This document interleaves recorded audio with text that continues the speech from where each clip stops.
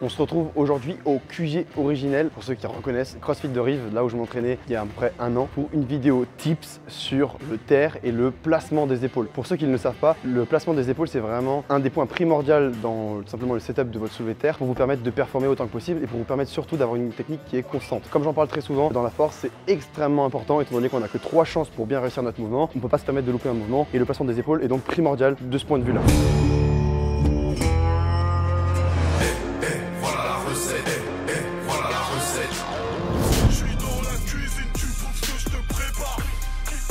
Au niveau du placement du coup général des épaules, j'en ai déjà parlé dans une autre vidéo donc je ne vais pas m'attarder là-dessus, mais il y a un point évidemment extrêmement important, ça va être avoir toujours les épaules en dépression et légèrement protractées vers l'avant pour faire en sorte que vos bras soient les plus longs possibles et donc que vous ayez le moins de ROM, range of motion ou amplitude possible. Ça, c'est vraiment le point principal au niveau du placement général des épaules et c'est totalement antagoniste à ce qu'on peut voir par rapport au bench, donc vraiment dépression comme le bench, mais les mains totalement en avant pour protracter les épaules et donc aller chercher les bras vers l'avant et avoir le moins d'amplitude possible. C'est extrêmement important. Attention à un certain point, quand vous protractez les épaules, vous n'êtes pas obligé de partir en flexion thoracique, c'est deux choses différentes. Un petit peu dur à dissocier au début quand on apprend, mais c'est vraiment deux choses différentes. Voici une flexion thoracique, voici une rétraction et une protraction scapulaire. Je peux très bien être en extension thoracique et faire une protraction scapulaire. L'un n'empêche pas l'autre. Et ça va vraiment dépendre du coup de votre technique et du coup du placement de votre dos de manière générale au terre. J'ai fait aussi évidemment plein de vidéos là-dessus, n'hésitez pas à aller checker ça.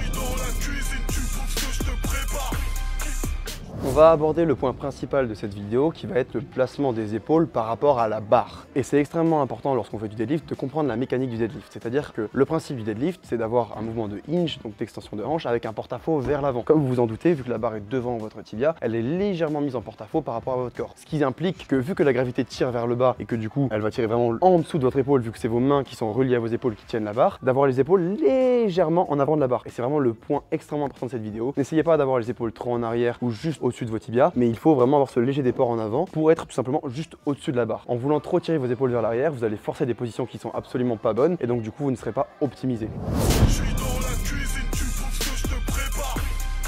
Comme je l'ai expliqué juste avant, le deadlift implique un porte-à-faux frontal, donc une barre qui est légèrement déportée vers l'avant, et donc vous devrez vous accorder avec ça dans votre placement des épaules. Les gens qui auront tendance à tirer trop les épaules vers l'arrière et à vouloir se verticaliser le font souvent simplement parce qu'ils ont l'impression d'être plus forts dans cette position. Ça donne une impression vraiment de contrôle de charge, de pouvoir se verticaliser, de forcer une position très droite et du coup d'être dans une position qui est plus optimale pour pousser. Mais c'est absolument faux puisque du coup le retour du bâton de cette position-là va être simplement de se faire tirer vers l'avant. Quoi qu'il arrive, la charge restera toujours en avant, c'est le principe même du deadlift. Donc si vous voulez aller à l'encontre de ça, ça fonctionnera sur des charges qui sont assez légères. Dès que vous allez arriver sur une charge qui est proche de votre max, ou en tout cas votre corps va devoir vraiment se mettre dans des positions dans lesquelles il est fort en termes de génération de force pour lever la charge, vous allez automatiquement vous faire tirer vers l'avant. Et le problème du coup de cette trop mise vers l'arrière, c'est que vous allez avoir vraiment cette inertie vers l'avant que vous ne pourrez plus contrôler. C'est pourquoi il faut se mettre dès le début, dès le setup, légèrement sur l'avant pour anticiper cette variation vers l'avant, ne pas la voir et donc pouvoir avoir une trajectoire aussi linéaire que possible. À vouloir trop vous verticaliser et du coup tirer les épaules vers l'arrière ou tout simplement vous passer trop vers l'arrière de manière générale, ce qui va se passer c'est que vu que vos épaules doivent être au-dessus de la barre, votre dos va se courber pour compenser le fait que vous vous mettez trop vers l'arrière pour avoir ce porte-à-faux et donc du coup respecter la règle du les épaules juste au-dessus de la barre. Voilà pourquoi il ne faut absolument pas faire ça, que vous ayez une technique qui est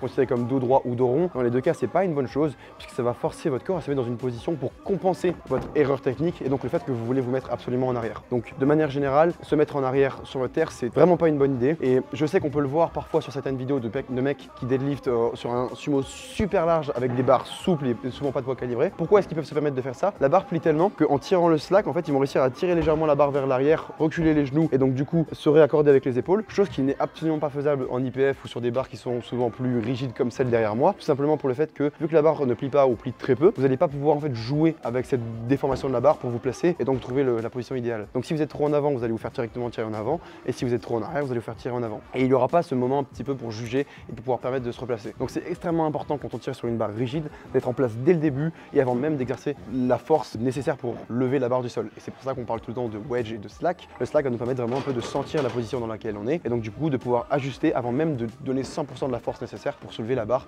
en question. C'est pourquoi parfois on peut voir de nombreuses personnes qui en sumo ou en tradi ont énormément de mal à lock leur terre, même s'ils ont l'impression d'être extrêmement vertical et d'avoir les épaules bien au-dessus de la barre. C'est souvent parce qu'ils sont simplement trop en arrière. Leur dos se courbe pour compenser ça, ils se font tirer vers l'avant et donc du coup ça complique énormément leur lock alors qu'à la base visuellement et d'un point de vue technique ils n'ont jamais eu ce problème. Si vous êtes dans ce cas là, faites attention à ça, c'est possible que ça vienne de là.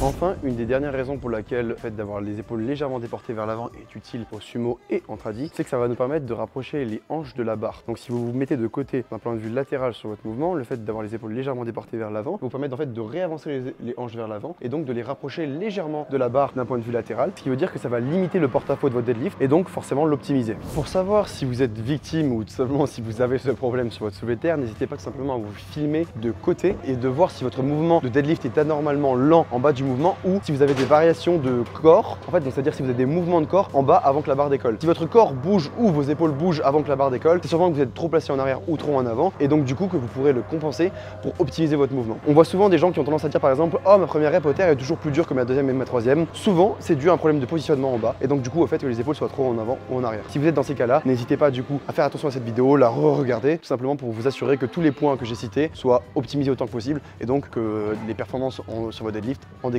Je suis curieux aussi de savoir si vous avez déjà eu des problèmes comme ça, comme je viens d'énoncer juste avant. Si c'est le cas, n'hésitez pas à me le dire en commentaire et surtout à me dire si vous êtes en sumo ou en tradi. Par principe, j'aimerais bien savoir si cette perte de mouvement, de position arrive plus souvent en tradi ou en sumo. Donc n'hésitez pas à me lâcher un petit commentaire pour me le dire, de manière à ce que je puisse voir un petit peu, faire une mini-étude grâce à vous et donc voir statistiquement lequel des deux arrive le plus souvent et donc pour potentiellement orienter mes prochaines vidéos deadlift et vous aider à vous améliorer encore plus sur vos soulevés de terre. Comme d'habitude, n'hésitez pas à aller checker dans la bio le lien Silent Worker et aussi vous pouvez utiliser mon code SBD Forever sur MyProtein pour me mettre bien. En ce moment, il y a des soldes et des réductions de ouf. Et perso, mon top 3 du moment, ça va être le granola protéiné. Je trouve que c'est vraiment de la frappe. Les chips et dernièrement, je me suis mis à prendre les energy drinks de chez MyProt, le goût Strawberry Laces. Vous avez vu l'accent anglais, c'est de la frappe. Donc n'hésitez pas à aller checker ça. Et merci d'avoir regardé la vidéo jusqu'à la fin. Abonnez-vous, lâchez un like et un petit com, ça fait toujours plaisir.